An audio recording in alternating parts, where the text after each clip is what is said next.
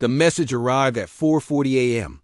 A lone motorcycle rider broke through the mist, dust swirling around him, the engine coughing as he stopped outside the chateau.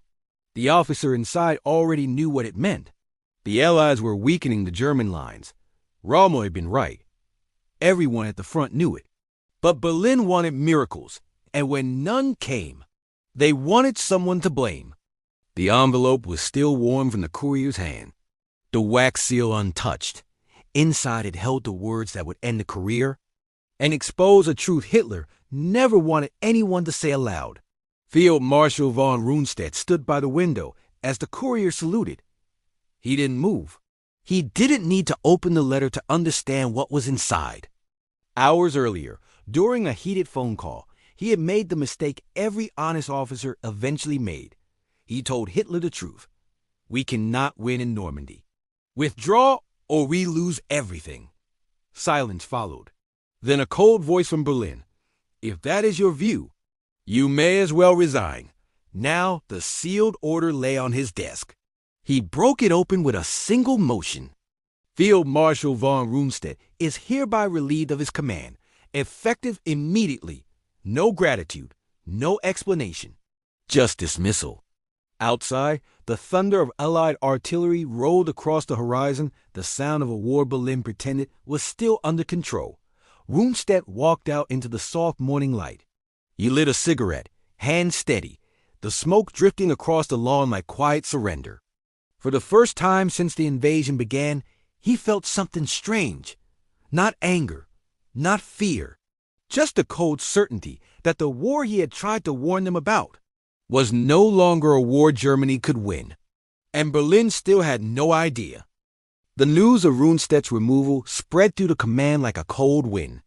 But one man wasn't surprised. He had seen this coming for weeks. Erwin Rommel, the Desert Fox, the only German commander the Allies truly feared.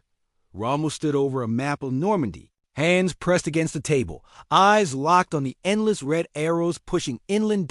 Every day the enemy grew stronger. Every day Berlin sent orders detached from reality. He knew Berlin would deny the truth until the last German soldier was gone. So he decided on something unthinkable. He would confront Hitler himself. When Rommel arrived at the Wolf's lair, officers stiffened. No one spoke to Hitler this way. No one dared. But Rommel didn't hesitate. My Führer, if we do not end this war, Germany will be destroyed. We must negotiate. Now, the room froze. Hitler's face slowly tightened, shock first, then anger, then something darker. Surrender is impossible. You will hold the line. Rommel realized then what Rundstedt had understood only hours before. The war was no longer being lost on the battlefield, was being lost in Hitler's mind. He left Berlin with a silent dread. He had spoken the truth. And in Hitler's Germany, truth was the most dangerous thing of all. Within days, Allied bombers filled the sky. Within weeks, Rommel's name would appear on a death list he never knew existed. The war was accelerating toward a point no one could stop, and Hitler was still blind. Rommel returned to France with the weight of a broken future on his shoulders. He had told Hitler the truth. The forest fell silent, again too silent. The surviving German soldier pressed his back to a tree, his breath shaking, his rifle nearly slipping from his hands. Somewhere in the darkness she moved, not running, not hiding. Approaching, he whispered a shaky prayer. Not for victory, just to survive the next few seconds. A twig snapped, then another. Then her silhouette emerged calm, composed, almost ghost-like, against the burning horizon behind her. For a moment, he understood why the others had panicked. Her stare didn't show anger or fear. It showed something far worse, certainty. She stepped closer and placed her hand on the barrel of his rifle. It dropped to the ground like it weighed 1,000 pounds. You should have left, she said softly, not threatening. Not cruel, just final. Behind her, the Allied patrol finally arrived, guns raised, flashlights slicing through the trees. The German soldier sank to his knees, relieved and ashamed at the same time. They took her into custody gently, almost respectfully. As she walked past the soldier, she didn't look back. But he watched her, unable to forget the feeling that she was never truly their prisoner, the forest had always belonged to her, and as the troops led her away, the wind carried a single whisper through the pines.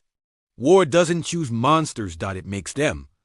Fade out, and truth had made him a target, but he didn't know it yet.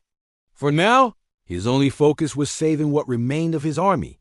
Allied aircraft ruled the sky. German lines were collapsing, and every sunrise brought new reports of villages lost, divisions shattered, commanders killed. On July 17, 1944, Rommel's staff car moved along a narrow road near Leverett. The air was strangely quiet, too quiet for the front. Then a strange rumble, a shadow sweeping across the fields.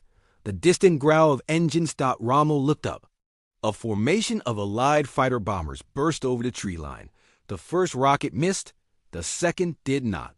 The explosion tore the earth open. Shrapnel ripped through the car. Glass shattered.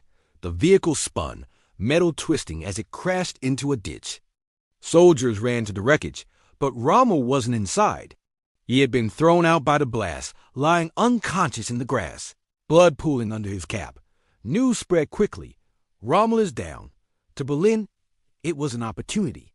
To the men who served under him, it was a disaster.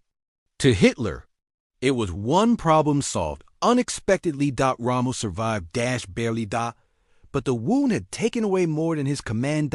It had taken away his future. Because while he lay in a hospital bed, another event shook the entire Reich. The July 20th plot, a bomb exploded at Hitler's headquarters, and the man Hitler suspected of sympathizing with the conspirators was the same man now lying helpless, unable to defend himself. Erwin Rommel. The stage was set. His fate had already been written in silence.